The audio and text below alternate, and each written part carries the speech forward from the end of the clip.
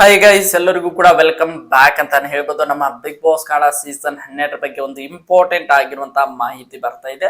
ಈಗ ಸದ್ಯ big boss ಮನೆಯಲ್ಲಿ ನಾಮಿನೇಷನ್ ಪ್ರಕ್ರಿಯೆ ಆರಂಭವಾಗಿದೆ ಅನ್ನುವಂತಹ ಮಾಹಿತಿ ಬಂದಿದೆ. ಹಾಗಾದ್ರೆ ಈ ವಾರದಲ್ಲಿ ನಮ್ಮ ಧನುಷ್ ಗೌಡ ಅವರಿಗೆ ಒಂದು ವಿಶೇಷವಾದಂತಹ ಅಧಿಕಾರವನ್ನು ಕೂಡ ನಾಮಿನೇಷನ್ ಪ್ರಕ್ರಿಯೆಯಲ್ಲಿ ನೀಡಿದ್ದಾರೆ ಅಂತಾನೆ ಹೇಳ್ಬೋದು. ಈ ಒಟ್ಟಾರೆಯಾಗಿ ನಮ್ಮ ಧನುಷ್ ಗೌಡ ಅವರನ್ನು ಇನ್ಕ್ಲೂಡ್ ಮಾಡಿದ್ರೆ ಒಟ್ಟಾರೆಗೆ 8 ಜನ ಸ್ಪರ್ಧಿಗಳು ಈ ವಾರದಲ್ಲಿ ಇದ್ದಾರೆ ಅಂತಾನೆ ಹೇಳ್ಬೋದು. ನಿನ್ನೆಷ್ಟೇ ನಿಮಗೆಲ್ಲರಿಗೂ ಕೂಡ ಗೊತ್ತಿರೋ ಹಾಗೆ ಸ್ಪಂದನ ಸೋಮನ್ ಅವರು ಔಟ್ ಕೂಡ ಆದ್ರು.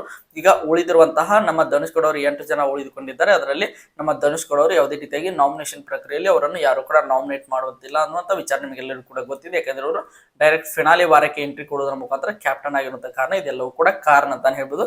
ಇನ್ನು ಉಳಿದಿರುವಂತಹ 7 ಜನರ ಪೈಕಿ ನೀವು ಧನುಷ್ ಗೌಡ ಅವರಿಗೆ ಒಂದು ವಿಶೇಷವಾದ ಅಧಿಕಾರವನ್ನು ಕೊಟ್ಟಿದ್ದಾರೆ.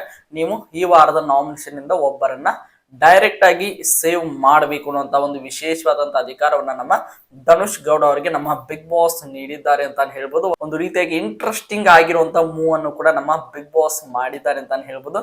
ಹಾಗಾದ್ರೆ ನಮ್ಮ ಧನುಷ್ ಗೌಡ ಅವರು ಯಾವ ಒಬ್ಬ ಸ್ಪರ್ಧೆಯನ್ನ ಈ ವಾರದ ನಾಮಿನೇಷನ್ ಇಂದ ಡೈರೆಕ್ಟ್ ಆಗಿ ಸೇವ್ ಮಾಡಿದ್ದಾರೆ ಅನ್ನುವಂತ ಒಂದು ಕಂಪ್ಲೀಟ್ ಮಾಹಿತಿಯನ್ನ ಈ ಒಂದು ವಿಡಿಯೋದಲ್ಲಿ ನೋಡ್ತಾ ಹೋಗೋಣ. ಅದಕ್ಕೋಸ್ಕರ ನೀವೇನು ನಮ್ಮ ಚಾನಲ್ಗೆ ಸಬ್ಸ್ಕ್ರೈಬ್ ಮಾಡ್ಕೊಂಡಿಲ್ಲ ಅಂದ್ರೆ ಎಲ್ಲರೂ ಕೂಡ ಚಾನಲ್ಗೆ ದಯವಿಟ್ಟು ಸಬ್ಸ್ಕ್ರೈಬ್ ಮಾಡ್ಕೊಂಡು ಸಪೋರ್ಟ್ ಮಾಡೋದನ್ನ ಯಾವುದೇ ಕಾರಣಕ್ಕೂ ಮರೀಲಿಕ್ಕೆ ಹೋಗ್ಬೇಡಿ. ಬನ್ನಿ ವಿಡಿಯೋನ ಶುರು ಮಾಡೋಣ. ಒಟ್ಟಾರೆಗೆ 8 ಜನ ಸ್ಪರ್ಧಿಗಳು ಉಳಿದುಕೊಂಡಿದ್ದಾರೆ. ಅಲ್ಲಿ 4 ಜನ ಮೇಲ್ ಕಂಟೆಸ್ಟೆಂಟ್, 4 ಜನ ಫಿಮೇಲ್ ಕಂಟೆಸ್ಟೆಂಟ್ ಅಂತ ಹೇಳ್ಬೋದು. ಉಳಿದಿರುವಂತೆ ನಮ್ಮ ಧನುಷ್ ಗೌಡ ಅವರನ್ನು ಹೊರತುಪಡಿಸಿದ್ರೆ 7 ಜನ ಸ್ಪರ್ಧಿಗಳು ಉಳಿದುಕೊಳ್ತಾರೆ. ಒಂದು ರೀತಿಯಾಗಿ ಇಂಟ್ರೆಸ್ಟಿಂಗ್ ವೇ ಅಲ್ಲಿ ಈ ವಾರದ ಆಕ್ಟಿವಿಟಿ ಮುಖಾಂತರ ಈ ವಾರದ ನಾಮಿನೇಷನ್ ಪ್ರಕ್ರಿಯೆಯನ್ನು ಕೂಡ ಆರಂಭ ಮಾಡಿದ್ದಾರೆ.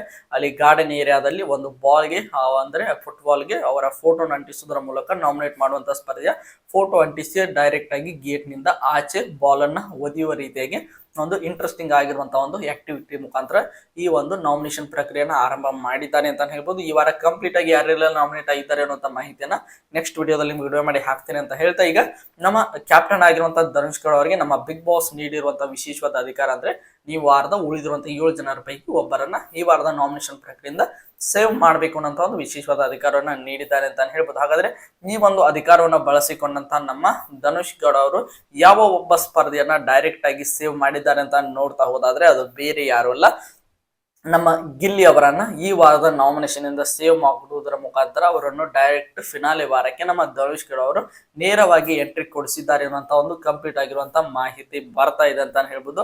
ಆದ್ರೂ ಕೂಡ ಇವತ್ತಿನ ಎಪಿಸೋಡ್ ಅಂದ್ರೆ ಫೈನಲ್ ಇವತ್ತಿನ 9:30 ಎಪಿಸೋಡ್ ಬರೋರು ಕೂಡ ಎಲ್ಲರೂ ಕೂಡ ವೇಟ್ ಮಾಡಿ ನೋಡೋಣ ಅಂತ ಹೇಳ್ಬೋದು. ಯಾಕಂದ್ರೆ ಒಂದು ರೀತಿಯಾಗಿ ಇಂಟ್ರೆಸ್ಟಿಂಗ್ ಆಗಿರುವಂತ ಒಂದು ಟ್ವಿಸ್ಟ್ ಅನ್ನು ಕೂಡ ನೀಡಿದ್ದಾರೆ ಅಂತ ಹೇಳ್ಬೋದು. ಒಟ್ನಲ್ಲಿ ನೋಡೋಣ, ನಮ್ಮ ಧನುಷ್ ಗೌಡ ಅವರು ನಮ್ಮ ಗಿಲ್ಲಿ ಅವರನ್ನು ನೇರವಾಗಿ ಫಿನಾಲೆ ವಾರಕ್ಕೆ ಸೇವ್ ಮಾಡೋದ್ರ ಮುಖಾಂತರ ಕಳಿಸಿದ್ದು ನಿಮ್ಗೆ ಇಷ್ಟ ಆಯ್ತಾ ಇಲ್ವಾ ಎಂಬುದನ್ನ ನೀವು ಕಮೆಂಟ್ ಬಾಕ್ಸ್ ಅಲ್ಲಿ ಕಮೆಂಟ್ ಮಾಡಿ ಅಂತ ಹೇಳ್ತಾ ಈ ಒಂದು ವಿಡಿಯೋನ ಮುಗಿಸ್ತಾ ಇದ್ದೀನಿ. ಎಲ್ಲರಿಗೂ ಕೂಡ ಧನ್ಯವಾದಗಳು. ಹೀಗೆ ಸಪೋರ್ಟ್ ಮಾಡ್ತಾ ಇರಿ, ಲೈಕ್ ಮಾಡಿ, ಶೇರ್ ಮಾಡಿ, ಹಾಗೆ ಸಬ್ಸ್ಕ್ರೈಬ್ ಮಾಡ್ಕೊಳ್ಳಿ. ಮತ್ತೆ ಮುಂದಿನ ವಿಡಿಯೋದೊಂದಿಗೆ ನಿಮ್ ಜೊತೆ ಸಿಗ್ತೀನಿ ಅಂತ ಹೇಳ್ತಾ ಎಲ್ಲರಿಗೂ ಕೂಡ ಧನ್ಯವಾದಗಳು. ಹೀಗೆ ಸಪೋರ್ಟ್ ಮಾಡ್ತಾ ಇರಿ.